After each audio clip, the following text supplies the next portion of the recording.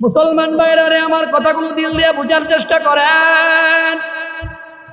আল্লামা হাসান বসরি সাধারণ কুলি ওলি না। হাসান বসরি রহমতুল্লাহ আলাইহি অনেক বড় একজন তাবিঈ, সাধারণ কোনো মানুষ না। আজকে আমাদেরকে যদি কেউ জিজ্ঞাসা করে, ও ভাই তুমি কি ইমানদার? ইমানদার আমরা নির্দ্বিধায় বলে দেই ইমানদার, অথচ ইমানদার দাবি কইরা নামাজ পড়ি না। কথা কোন ঠিক কিনা? হ্যাঁ, সৈয়দনগরের মুসলমান আওয়াজ দিয়ে কোন ঠিক কিনা? আজকে আমরা ইমানদার দাবি করি, অথচ আল্লাহর কুরআনকে কুলাঙ্গারের বাচ্চারা অপমান করে।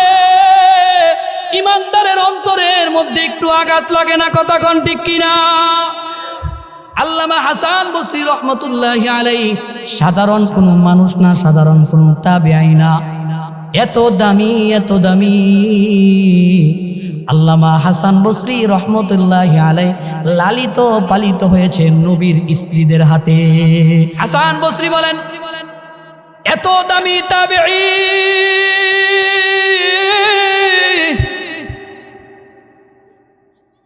যার লালন পালন হয়েছে উম্মাতুল মুমিনিনদের হাতে। শুধুই তাই নয়, শুধুই তাই নয়, আল্লামা হাসান বসরি যখন দুনিয়াতে আসে, ওটা ছিল খলিফাতুল মুসলিমিন উমরের জমানা। সর্বপ্রথম উনি যে খাবারটা গ্রহণ করেছেন তাকে বলা হয় তাহনিক। হযরতে উমর রাদিয়াল্লাহু তাআলা আনহু সর্বপ্রথম উমরের মুখ দিয়া তাহনিক হাসান বসরির জবানে দিয়েছেন। এত বড় একজন তাবিঈ, তিনি বলতেছেন, ও ভাই আল্লাহ যে সূরা আনফালের মধ্যে মুমিনের পাঁচটা গুণ বর্ণনা করেছেন, আমি জানি না ওই পাঁচটা গুণ আমার মধ্যে আছে কিনা। ও বাবারা, বুড়া মারা, বুড়া বাবারা, পর্দার আড়ালে অবস্থানরত আমার মা বোনেরা, কথাগুলো দিল দিয়া বোঝার চেষ্টা করেন। আজকে তো ইমানদার দাবি করি, ইমানদার দাবি করি, একবার মিলায়া দেখো না তোমার আর আমার মধ্যে পাঁচটা গুণ আছে কিনা। আল্লাহ রাব্বুল আলামিন বলেন, ইমানদার যে দাবি করবে তার পাঁচটা গুণ থাকা লাগবে। পাঁচটা গুণের মধ্যে এক নাম্বার গুণ হলো, আল্লাহ বলেন, ইন্নামাল মুমিনুনাল্লাযীনা ইযা যুকিরাল্লাহু ওয়াজিলাত কুলুবুহুম। চিল্লায়া কোন আল্লাহু আকবার। আর জোরে কোন আল্লাহু আকবার। আল্লাহ রাব্বুল আলামিন বলেন, নিজেকে যে ইমানদার দাবি করবে এক নাম্বার গুণ হলো, যখন তার অন্তরের মধ্যে আল্লাহর স্মরণ হয়ে যাবে, যখন তার আল্লাহ স্মরণ হয়ে যাবে, তো তার অন্তরের মধ্যে আল্লাহর ভয়ে তার অন্তরটা প্রকম্পিত হয়ে যাবে। ও মুসলমান বাবা, আমার যুবক ভাই, আল্লাহ বলেন আল্লাহর চরণে অন্তরের মধ্যে অন্তর প্রকম্পিত হয়ে যাবে। আল্লাহর চরণে যদি অন্তরটা প্রকম্পিত হয়ে যায়, তাহলে ফায়দা হবে। যুবক যদি গুনাহ করতে চায়, আল্লাহর কথা স্মরণ হওয়ার সাথে সাথে যুবক আর গুনাহ করতে পারবে না। কথা কোন ঠিক কিনা? আমি আমার আলোচনার দিকে অগ্রসর হই। আমি আপনাদের সম্মুখে সূরাতুল আনফালের 2, 3, 4 এই তিনখানা আয়াত আমি আপনাদের সম্মুখে তেলাওয়াত করেছি। আল্লাহ তৌফিক দিলে ওই আয়াতকে সামনে রেখে কিছু গুরুত্বপূর্ণ কথা বলবো। প্রথমে নিজে আমল করব, তারপরে আপনারা আমল করবেন। বলেন ইনশাআল্লাহ। এই দুনিয়াতে আল্লাহ তাআলা মানুষকে বড় পছন্দ করে বানাইছেন।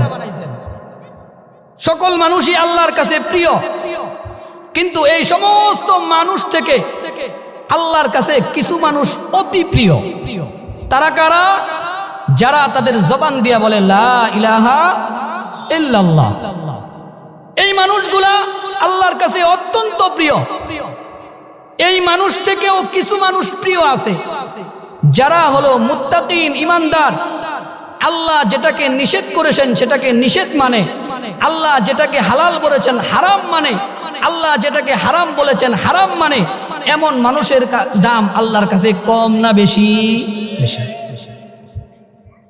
এই আয়াত এর তাফসীর ব্যাখ্যার আল্লামা শফি রহমতুল্লাহি আলাইহি তাফসিরে মারিফুল কুরআনের মধ্যে এই আয়াত এর সাথে মিল রেখে একটা ঘটনা উল্লেখ করেন। যুগ শ্রেষ্ঠ একজন তাবেঈ যার নাম হলো আল্লামা হাসান বসরি রহমতুল্লাহি আলাইহি। আল্লামা হাসান বসরি রহমতুল্লাহি আলাইহিকে এক ব্যক্তি এসে জিজ্ঞাসা করে, ও হাসান, তুমি কি মুমিন? কথাটা কত বড় কথা। আমার আর আপনারা যদি জিজ্ঞাসা করে, এই তুমি কি মুমিন, তাহলে একটা থাপ্পড় দিও, এই পাশের দাঁত আর ওই পাশের দাঁত একসাথে লাগাই দিও। বেটা, এত কষ্ট করে কুয়াশার মধ্যে আল্লাহ আল্লাহ রসুলের কথা শুনতেছি, আর তুমি বলতেছো আমি মুমিন কিনা, তুমি বলতেছো আমি ইমানদার কিনা। আমরা করতাম কি করতাম না? বলেন, করতাম কি করতাম না? কিন্তু হাসান বসরিকে যখন এক ব্যক্তি এই প্রশ্ন করে, তো হাসান বসরি ওই ব্যক্তিকে উত্তর দেয়। আল্লামা শফি রহমতুল্লাহি আলাইহি তাফসিরে মাআরিফুল কুরআনের মধ্যে উল্লেখ করেন, আল্লামা হাসান বসরি রহমতুল্লাহি আলাইহি ওই ব্যক্তিকে ডেকে বলে, ও ভাই শোনো, তুমি আমাকে যেই প্রশ্ন করেছ তার দুইটা উত্তর আমার কাছে আছে। এক নাম্বার উত্তর হলো আল্লাহ ইমানদার হওয়ার জন্য, মুত্তাকিন হওয়ার জন্য সূরাতুল আনফালের 2 এবং 3 নম্বর আয়াতে 5টা গুণ বর্ণনা করেছেন। তুমি যদি আমার এই প্রশ্ন করো আমি ইমানদার কিনা,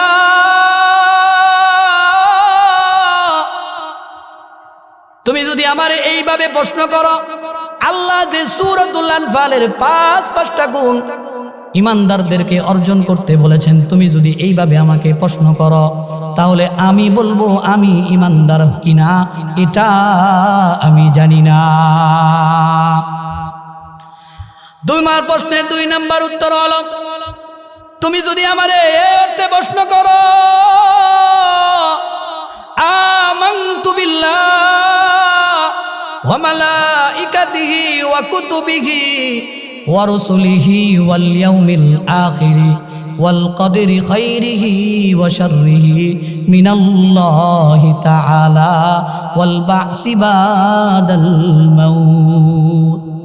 তোমার প্রশ্নের আমার 2 নাম্বার জবাব শোনো। জবাব, আমি আল্লাহরে বিশ্বাস করি,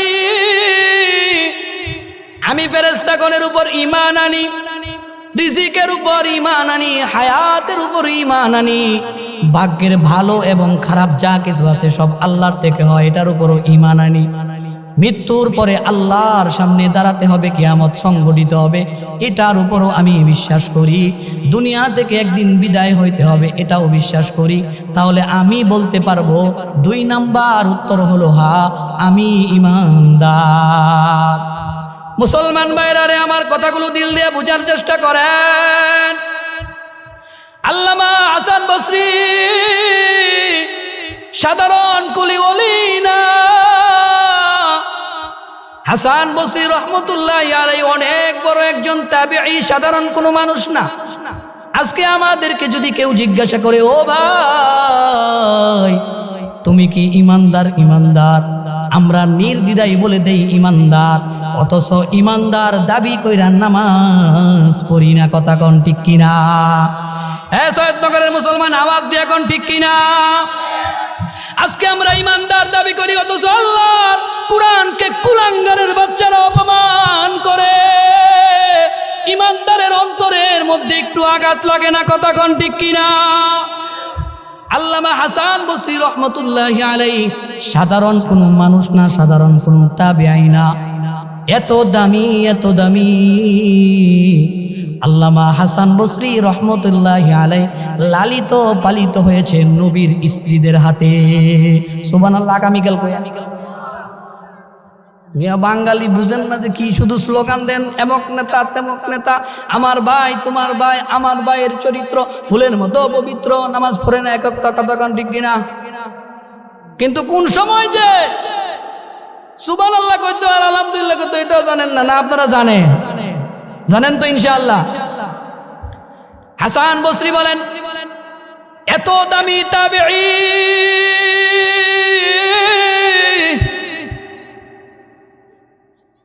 যার লালন পালন হয়েছে উম্মাতুল মুমিনিনদের হাতে। শুধুই তাই নয়, শুধুই তাই নয়, আল্লামা হাসান বসরি যখন দুনিয়াতে আসে, ওটা ছিল খলিফাতুল মুসলিমিন উমরের জমানা। সর্বপ্রথম উনি যেই খাবারটা গ্রহণ করেছেন তাকে বলা হয় তাহনিক। হযরতে উমর রাদিয়াল্লাহু তাআলা আনহু সর্বপ্রথম উমরের মুখ দিয়া তাহনিক হাসান বসরির জবানে দিয়েছেন। এত বড় একজন তাবেঈ, তিনি বলতেছেন, ও ভাই, আল্লাহ যে সূরা আনফালের মধ্যে মুমিনের পাঁচটা গুণ বর্ণনা করেছেন, আমি জানি না ওই পাঁচটা গুণ আমার মধ্যে আছে কিনা। ও বাবারা, বুড়া মারা, বুড়া বাবারা, পর্দার আড়ালে অবস্থানরত আমার মা বোনেরা, কথাগুলো দিল দিয়া বোঝার চেষ্টা করেন।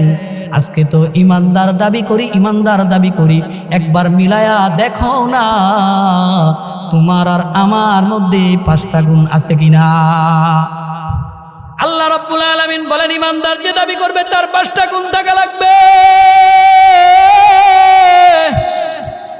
পাঁচটা গুণের মধ্যে এক নাম্বার গুণ হলো, আল্লাহ বলেন, ইন্নামাল মুমিনুনাল্লাযীনা ইযা যুকিরাল্লাহু ওয়াজিলাত কুলুবুহুম। চিল্লায়া কোন আল্লাহু আকবার, আর জোরে কোন আল্লাহু আকবার।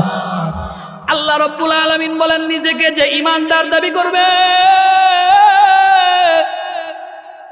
এক নাম্বার গুণ হলো যখন তার অন্তরের মধ্যে আল্লাহর স্মরণ হয়ে যাবে, যখন তার আল্লাহ স্মরণ হয়ে যাবে তো তার অন্তরের মধ্যে আল্লাহর ভয়ে তার অন্তরটা প্রকম্পিত হয়ে যাবে। ও মুসলমান বাবা, আমার যুবক ভাই, আল্লাহ বলেন, আল্লাহর চরণে অন্তরের মধ্যে অন্তর প্রকম্পিত হয়ে যাবে। আল্লাহর চরণে যদি অন্তরটা প্রকম্পিত হয়ে যায় তাহলে ফায়দা হবে। যুবক যদি গুনাহ করতে চায়, আল্লাহর কথা স্মরণ হওয়ার সাথে সাথে যুবক আর গুনাহ করতে পারবে না। কথা কোন ঠিক কিনা? কাতার তলে যুবক মোবাইল টিপে নগ্ন মহিলা দেখে, খারাপ ছবি দেখে, ওই কাতার তলে যখন যুবক ছবি দেখে, যুবক চিন্তা করবে, আমার গুনাহ সম্পর্কে আমার মা জানে না, আমার গুনাহ সম্পর্কে আমার সন্তানও জানে না, আমার গুনাহ সম্পর্কে আমার স্ত্রীটাও তো জানে না। যদি আমার গুনাহ সম্পর্কে আমার মা বাবা জানতো তাহলে কোনোদিন আমার সন্তান বইলা দাবি করতো না। আমার গুনাহ সম্পর্কে যদি আমার স্ত্রী জানতো, কোনোদিন আমার স্ত্রী আমার স্বামী বইলা দাবি করতো না। কিন্তু যুবক তার অন্তরে যদি আল্লাহর স্মরণ চলে আসে, আল্লাহর ভয় যদি যুবকের অন্তরের মধ্যে চলে আসে, যুবক ভাবতে থাকবে, পৃথিবীর কেউ দেখে না, চিল্লায় বলেন মুসলমান, দেখে যিনি তিনার নাম কি? ইমানের আওয়াজ নিয়ে এখন তিনার নাম কি? একটু মুহাব্বতে ডাক দেন না আল্লাহ, আরো জোরে ডাক দেন আল্লাহ। যুবক চিন্তা করবে, পৃথিবীর কোনো মানুষ দেখে না, আমার গুনাহ সম্পর্কে যিনি দেখেন তিনি হলেন আমার আল্লাহ। এ কারণে আল্লাহ বলেন, ইযা যুকিরাল্লাহ ওয়াজিলাত কুলুবুহুম, আমি আল্লাহর স্মরণে ইমানদারের অন্তরে আমি আল্লাহর ভয় ঢুকে যায়। আল্লাহ রাব্বুল আলামিন দুই নাম্বার গুণ বলেন, ওয়া ইযা তুলিয়াত আলাইহিম আয়াতুহু যাদাতুহুম ঈমানা।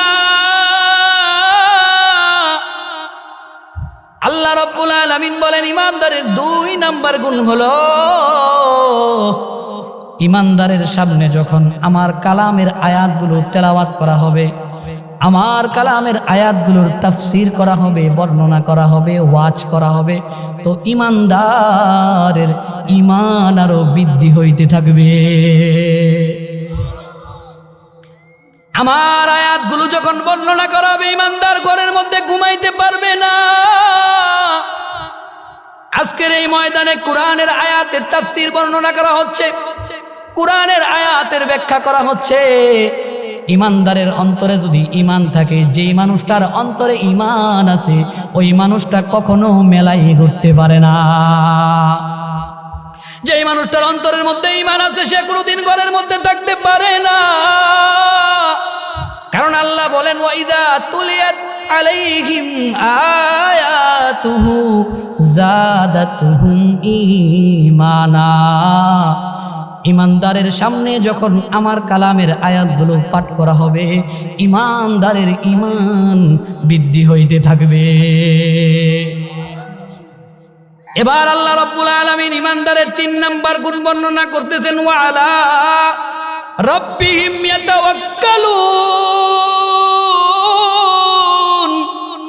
আল্লাহ রাব্বুল আলামিন বলেন ইমানদার যেই হালতেই থাকুক না কেন, যেই অবস্থাতেই ইমানদার থাকুক না কেন, ইমানদার সর্বপ্রথম ভরসা করবে আমি আল্লাহর উপর।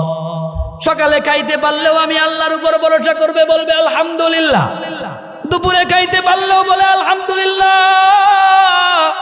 সকালে না খাইতে পারলেও বলবে আলহামদুলিল্লাহ, দুপুরে না খাইতে পারলেও বলবে আলহামদুলিল্লাহ। ইমানদার কোনোদিন আল্লাহর উপর প্রশ্ন করবে না। ভরসা করব তো বলেন কার উপর? ভরসা করব তো একমাত্র আল্লাহর উপর ভরসা করব। আল্লাহর উপর ভরসা করলে লাভ না লস? চিল্লা এখন লাভ না লস? আল্লাহর নবী জনাবে মুহাম্মদুর রাসূলুল্লাহ সাল্লাল্লাহু আলাইহি ওয়াসাল্লামের কলিজার টুকরা সন্তান হযরতে ফাতেমা রাদিয়াল্লাহু তাআলা আনহুর স্বামী, হযরতে ফাতেমা রাদিয়াল্লাহু তাআলা আনহার স্বামী ছিলেন হযরতে আলী কাররামাল্লাহু ওয়াজহু। আল্লাহর নবীর সাহাবী হযরতে আলীর স্ত্রী ফাতেমা শরীরটা অসুস্থ হয়ে গেছে। এবার স্বামীকে ডেকে বলে, স্বামী আমার বড় আনার খাইতে মনে চাইতেছে, একটা আনার কি আমার জন্য ব্যবস্থা করবে? এ মুসলমান, একটা কথা আপনারে আমি বলাইতে চাই, একটা কথা আপনাকে বুঝাইতে চাই আর বলতে চাই। জনাবে মুহাম্মদুর রাসূলুল্লাহ সাল্লাল্লাহু আলাইহি ওয়াসাল্লাম যেই মানুষটার কাছে নিজের কলিজার টুকরা সন্তানটাকে বিবাহ দিছে, সে কিন্তু হাজার হাজার কোটি টাকার মালিক ছিলেন না। কথা কোন ঠিক কিনা? লক্ষ লক্ষ টাকার মালিক ছিলেন না। বাবা রে, এটা তুই খায় এদিকে তুই বলবেন না, এটা বিদ্যে ওঠে। এ বসে থাকো বাবা, বসে থাকো, লড়ার জোরে করো না বাবা। থাক, আমি বলতেছি যে আপনারা বললেন না, ভয় পেবে ছোট মানুষ, একটু কন্ট্রোল করেন দাদা। ও দাদা, একটু কন্ট্রোল করেন। হ্যাঁ, এদিকে আমার দিকে মনোযোগ। আল্লাহর নবীর সাহাবী হযরতে আলী রাদিয়াল্লাহু তাআলা আনহু স্ত্রী বড় অসুস্থ, স্বামীর কাছে আবেদন করছে, ও স্বামী, আমার বড় আনার খাইতে মন চাইতেছে, আমার জন্য কি একটা আনারের ব্যবস্থা করবেন? স্বামী গরিব মানুষ, সারাদিন খেটে পরিশ্রম করে একটা আনার বাজার থেকে কিনা স্ত্রীর জন্য বাড়িতে নিয়ে আসতেছে। কথাগুলো মনোযোগ দিয়ে বুঝবেন। রাস্তার মধ্যে একজন ভিক্ষুকের সাথে দেখা হয়ে গেল। ডাক দিয়ে কয়, ও আলী, আমারও আনার খাইতে মন চাইতেছে, একটু আনার কি দিবা? আপনি আর আমি হইলে কইতাম শয়তান, বাজার থেকে আনার কিনছি, তুই মনে হয় দেখছস, এই কারণে আনারের বাচ্চাস বলতাম কি বলতাম না। সারাদিন কাজ করছি বেটা, আমার স্ত্রী বড় মোহাব্বত করে কইছে যে আনার খাইবো, আনার কিনছি, এখন তুই চাস আনারের বাগ। ফাজিল দূর, বলতাম কি বলতাম না? কথা কনের, বলতাম কি বলতাম না? হযরতে আলীর কাছে আইসা বলতেছে, আলী, আল্লাহর রাস্তে তুমি আমার একটু আনার দাও। হযরতে আলী থলি থেকে আনারটা বের করে অর্ধেক আনার ভিক্ষুকের হাতে দিয়ে কয়, ভিক্ষুক খাও। অর্ধেক আনার খাওয়ার পরে ভিক্ষুক কয়, ও আলী, অর্ধেক আনার খাওয়ার পরে অর্ধেকটা মন খুশি হয়েছে, অর্ধেকটা সুস্থ হয়েছি, তুমি যদি বাকি অর্ধেকটা দিস্তা তাহলে পরিপূর্ণ সুস্থ হয়ে যাইতাম। এবার আমি আর আপনি হলে বেদম বেটা মতলব বাস ফাজিল, অর্ধেক খাইছো তো এবার বাকি অর্ধেক খাওয়ার ধান্দা না? হযরতে আলী কয়, ঠিক আছে ভাই, এ ভিক্ষুক, নাও নাও নাও, অর্ধেকটা বাকি অর্ধেকটাও তুমি খেয়ে ফেলো।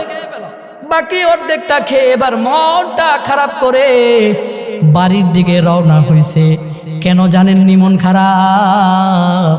কারণ সারাদিন পরিশ্রম করে কলিজার টুকরা স্ত্রীর জন্য একটা আনারের ব্যবস্থা করছে, রাস্তার মধ্যে আল্লাহর জন্য এটাও দান করে দিয়েছে। সুবহানাল্লাহ। আপনাদেরকে আমি এটা বুঝাইতে চাইছি, তাওয়াক্কুল কারে কয়, তাওয়াক্কুল কাকে বলে। এবার আর ঘরের মধ্যে ঢুকে না, কারণ ঘরের মধ্যে ঢুকলেই তো ম্যাডাম বলবে আনার দাও। ম্যাডাম তো সাধারণ কোনো ম্যাডাম না,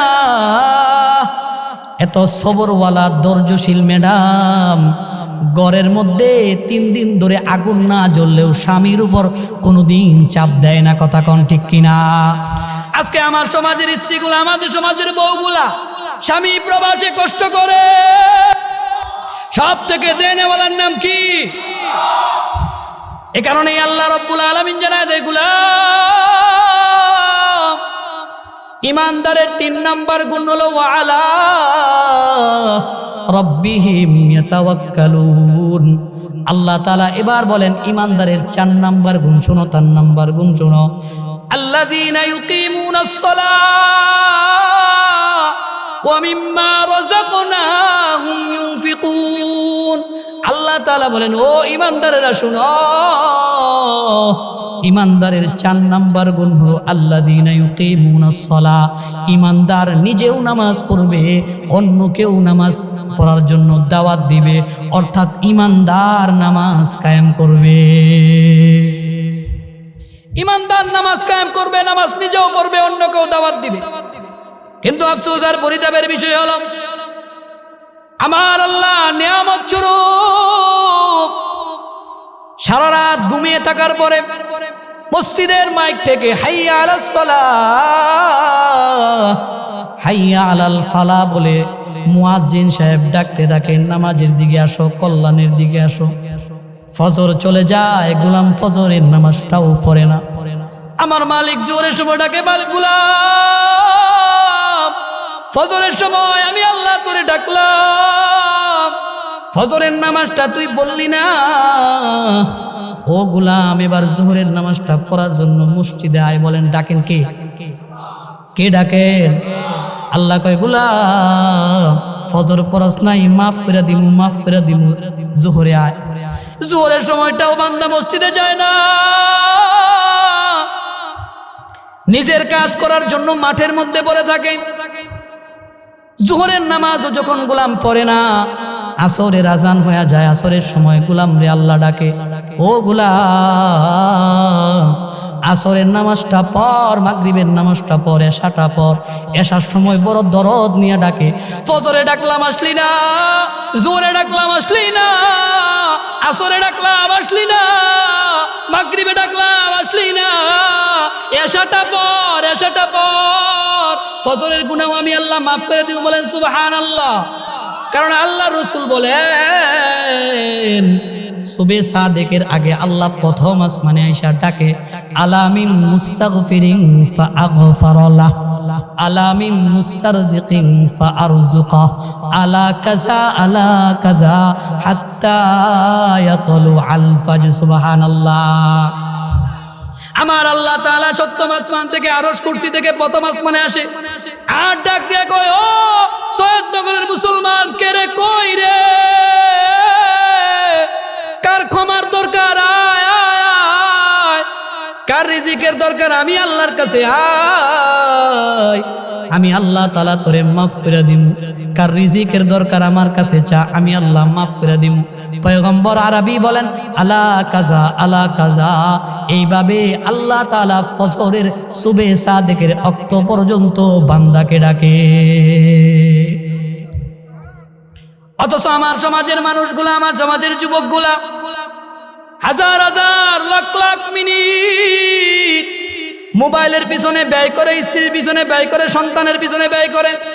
আল্লাহ তাআলা জানায় দেয়, গোলাম আল্লাযীনা ইউকিমুনাস সালাহ, শুনে রাখো, ইমানদারের 4 নাম্বার গুণ হবে, ইমানদার নিজেও নামাজ পড়বে, অপরকেও নামাজের তালিম দিবে। আপনার আর আমার বাড়িতে লুঙ্গি কয়টা? একটা লুঙ্গি আপনার বাড়িতে এমন কেউ আছেন এখানে? থাকলে হাত উঠান, আমি একটা কিনে দিব। দেখেন বুঝে দেখেন, যদি কোন একটাতে কিন্তু একটা হাদিয়া পাইবেন, নিবেন না? একটা না, বেশি আছে? আচ্ছা ঠিক আছে। পাঞ্জাবি একটা এমন কেউ আছেন এখানে যে শার্ট পাঞ্জাবি গেঞ্জি একটা আছেন এমন কেউ? জুতা এক জোড়া এমন কেউ আছেন? টুপি একটা এমন কেউ আছেন? তার মানে কি একটা না, একের অধিক। এটা কি আপনি একার জন্য একের অধিক, না আপনারটা আপনার স্ত্রীও পরে? আমার জন্য আপনার জুব্বা কি আপনার স্ত্রী পরে? আপনার টুপিটা কি উনি পরে? গেঞ্জিটা উনি পরে? একটাও না। এবার তাহলে শুনেন, আমরা যে নামাজ ছেড়ে দেই, কি ওযুর আমরা দেখাই, কিন্তু খবর নিয়ে দেখেন আল্লাহর নবীর একজন সাহাবী ছিলেন যার নাম হলো আব্দুল্লাহ আনসারী রাদিয়াল্লাহু তাআলা আনহু। এই আব্দুল্লাহ আনসারী রাদিয়াল্লাহু তাআলা আনহু আল্লাহর নবীর সবথেকে প্রিয় সাহাবী। আল্লাহর নবী আব্দুল্লাহ আনসারীর বড় মহব্বত করতেন।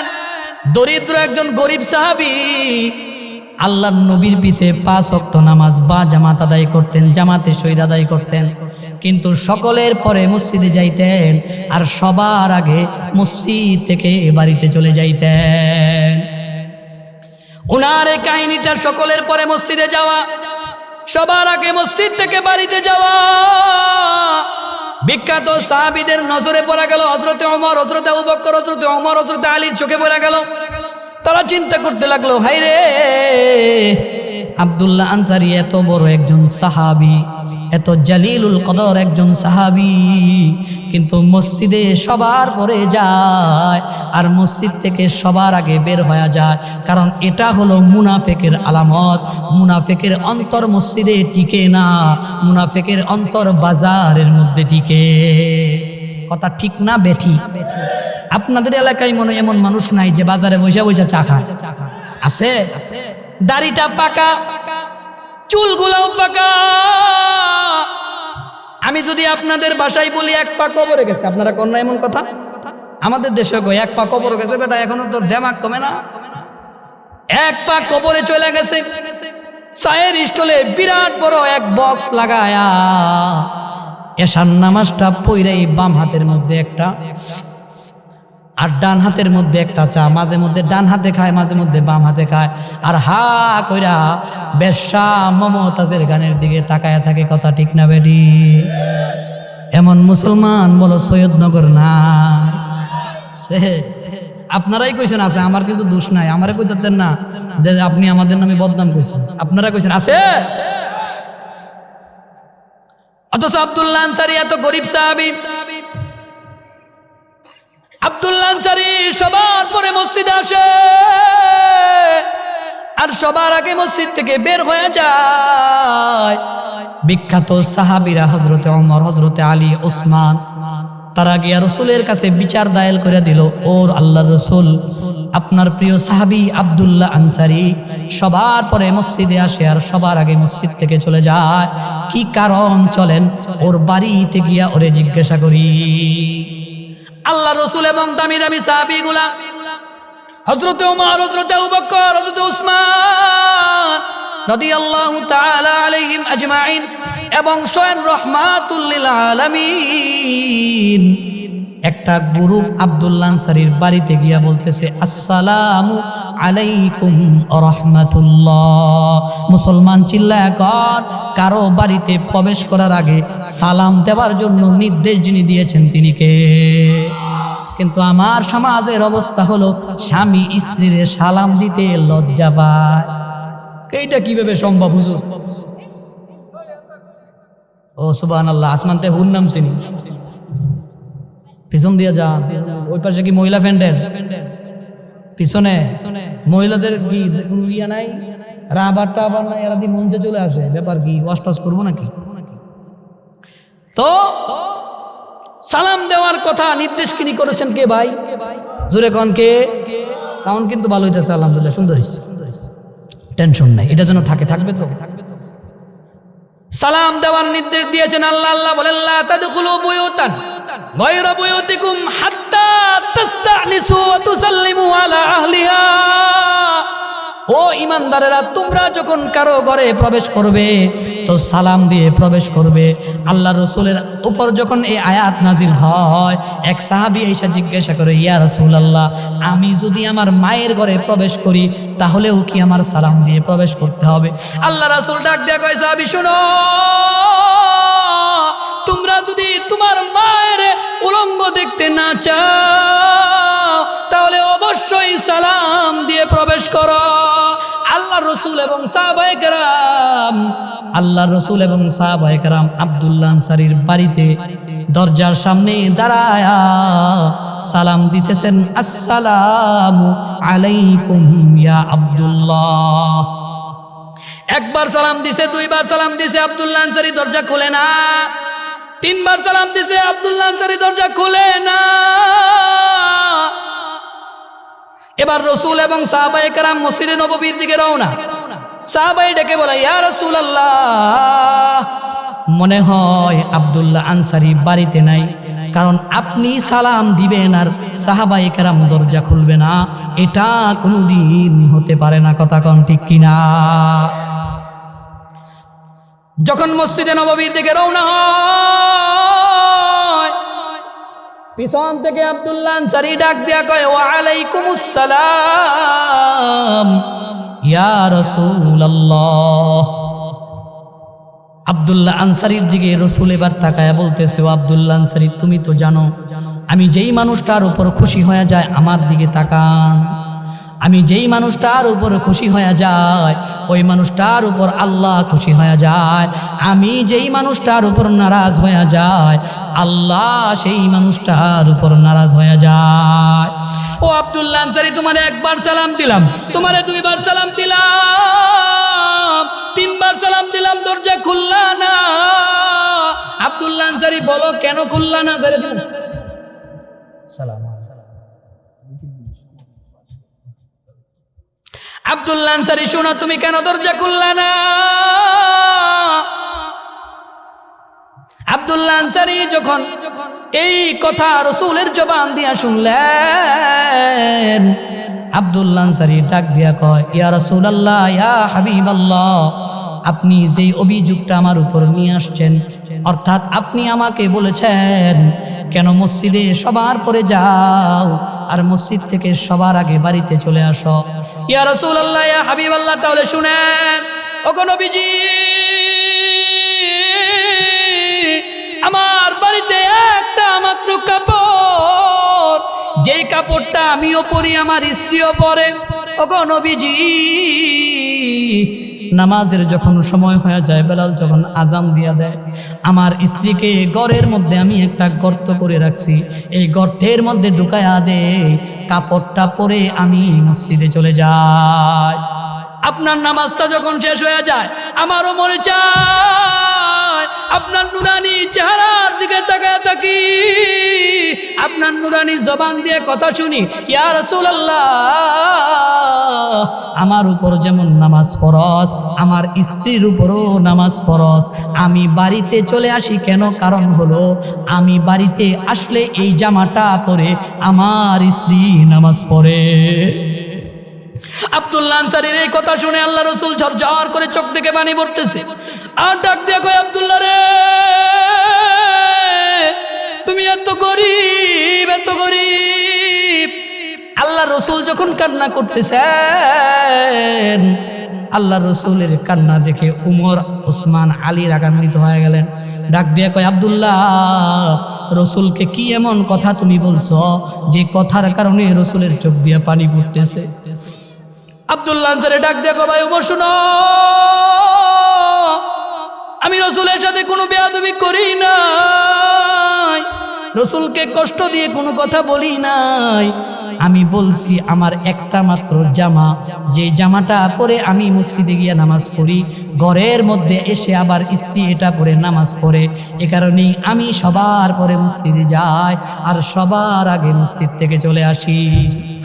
এই কথা যখন এবার সাহাবায়ে কেরাম শুনলেন, উসমানও কান্না করে, আলীও কান্না করে, উমরের মতো এত শক্ত মানুষ উমর কত শক্ত, যেই রাস্তা দিয়া উমর একবার হেঁটে যায় 40 দিন ওই রাস্তা দিয়া মিস্টার ইবলিশও যায় না। এই উমর পর্যন্ত কান্না করতেছে আর বলতেছে, আব্দুল্লাহ আনসারী, তোমার এত দরিদ্রতার এত অভাব, টাকা পয়সার এত অভাব, তোমার এত কষ্ট। এবার আল্লাহ রসুল আব্দুল্লাহ আনসারীর বাড়ির কোনায় তাকায় দেখে আব্দুল্লাহ আনসারীর 2টা সন্তান খেজুর গাছের মধ্যে আব্দুল্লাহ আনসারী বেঁধে রাখছে। আল্লাহ রসুল তাদের কাছে গিয়া বললেন, ও সন্তান, তোমার বাবা তোমাদেরকে কেন খেজুর গাছের মধ্যে বেঁধে রাখছে? বাচ্চাগুলো কান্না করে আর বলে, ইয়া রাসূলুল্লাহ, ইয়া হাবিবাল্লাহ, আমরা এতই দরিদ্র, 3 বেলা কেন 1 বেলাও আমরা খেতে পারি না, আমরা তো ছোট মানুষ, বুঝি না। আমাদের যে খেজুর গাছটা আপনি দেখতেছেন এটা আমাদের না, এই খেজুর গাছের মালিক হলো একজন ইহুদি। ইয়া রাসূলুল্লাহ, পেটে যখন ক্ষুধা লাগে খেজুর গাছ থেকে খেজুর যখন জমিনে পড়ে আমরা 2 ভাই সেটা খেয়ে ফেলি। এ কারণেই আপনার উম্মত আমার আব্বা আব্দুল্লাহ আমাদেরকে গাছের মধ্যে বেঁধে রেখেছে। কারণ আমার আব্বা বলে, কোন মানুষ যদি হারাম খায়, আমার সন্তানগুলো যদি আমার সামনে হারাম খায়, এই সন্তান যদি আমি দুনিয়া থেকে বিদায় হয়ে যায়, এই সন্তান আমার জন্য যে দোয়া করবে এই দোয়া আল্লাহ কবুল করবেন না। এ কারণে আমার আব্বা আমাদেরকে খেজুর গাছের মধ্যে বেঁধে রাখে। এবার রাসূল সাল্লাল্লাহু আলাইহি সাল্লাম যখন এই কথা শুনলেন, কান্না আরো বাড়ায়া দিলেন, ডাক দিয়ে কয়, ও সাহাবা শুনো, কে আছো গো, কে আছো? আমার আব্দুল্লাহর জন্য, আমি রাসূলের জন্য ইহুদির থেকে এই খেজুর গাছটা ক্রয় করে আমার কাছে দিয়ে দিবা। আমি রাসূল কথা দিলাম যে এই কাজটা করতে পারবে আমি রাসূল তার বন্ধু হয়ে যাব। সুবহানাল্লাহ। এবার উসমান দ্বারা কয়, সংক্ষিপ্ত করতেছি, হযরত চলে আসছেন। এবার উসমান দ্বারা কয়, ইয়া রাসূলুল্লাহ,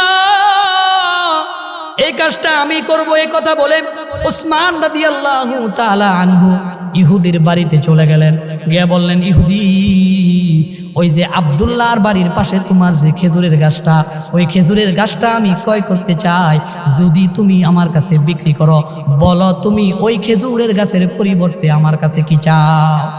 ইহুদি বলতেছে, তোমার তো খেজুরের গাছের অভাব নাই, শত শত খেজুরের বাগান তোমার আছে, শত শত গাছ আছে, হঠাৎ করে আমার এই খেজুরের গাছ কেনার জন্য তোমার কেন আগ্রহ জাগলো? মতলব কি বলো? আর আমাদের অবস্থা হইল, ওই সময়ের ইহুদি কিছু এখনো দুনিয়াতে বেঁচে আছে, যে জিনিসের দাম যত কম, কিন্তু এটা যদি প্রয়োজন বেশি হয় এটা দাম বাড়াইতে 1 মিনিটও দ্বিধাবোধ করে না। কিছুদিন আগে মাইলস্টোন একটা স্কুল, এই যে উত্তরাতে আগুন লাগছে, 5 লিটার পানি বিক্রি, 1 লিটার পানি বিক্রি করেছে 1000 টাকা। এত বড় জাহেল আর এত বড় মূর্খ, এত বড় স্পর্ধা, যে মানুষ যখন বিপদে পড়ে তারা তাদের সুবিধা লুটায় নেয়। এমন মুসলমান নামের কলঙ্কিত মুসলমান বাংলার জমিনে আছে না নাই? ইহুদি কইতেছে, তোমার তো এই গাছের দরকার কি? তোমার শত শত খেজুরের গাছ আছে, হঠাৎ করে এটা লাগবে কেন? এবার উসমান ডাক দেয়া কয়, ইহুদি শোনো, এই গাছটা আমার লাগবে। কেন লাগবে এটা তোমার জানার দরকার নাই, তুমি বলো এর বিনিময়ে কি চাও? ইহুদি কয়, ঠিক আছে, সুযোগ মতে যেহেতু তোমারে পাইছি, আজকে তোমার সাথে আমি ব্যবসা কইরা দেখায় দিব, তোমার সাথে আজকে আমি ব্যবসা কইরা বুঝায় দিব ব্যবসা কেমনে করতে হয়। উসমান শোনো, একটা খেজুরের গাছের পরিবর্তে 100টা খেজুরের গাছ তোমার আমাকে দিতে হবে। লম্বা ঘটনা বলার হয়তোবা সময় হবে না। সর্বশেষ হযরতে উসমান এই গাছটাকে ক্রয় করলো, রসুলের হাতে দিয়ে দিল। রসুল উসমানের প্রতি খুশি হয়ে গেল আর ডাক দিয়ে কয়, উসমান, জান্নাতে আমি রসুল তোমার জন্য একটা খেজুরের বাগানের ব্যবস্থা করব। চিল্লা এখন সুবহানাল্লাহ। নারায়ে তাকবীর, নারায়ে তাকবীর। আশরাফি সাহেবের আগমন সৈয়দনগরের পক্ষ থেকে, সৈয়দনগরের পক্ষ থেকে, মাহফিলের পক্ষ থেকে, মুহতারাম হাজিরিন, আমি যে কথাটা আপনাদেরকে বুঝাইতে চাইলাম, 5টা জিনিস। একটা হলো আল্লাযীনা ইউকিমুনাস সালাহ। 5 নম্বর গুণটা হলো যে অর্থ আল্লাহ আমাদেরকে দিয়েছেন এই অর্থ থেকে দান করা, পুরস্কার দিবেন 3টা ইনশাআল্লাহ। কোনো মাহফিলে দেখা হলে বলবো। আল্লাহ রাব্বুল আলামিন আমাদের সকলকে এই কথাগুলো বুঝার আর আমল করার তৌফিক দান করেন, বলেন আমিন। ওয়া আখিরু দাওয়ানা আলহামদুলিল্লাহি রাব্বিল আলামিন। আসসালামু আলাইকুম।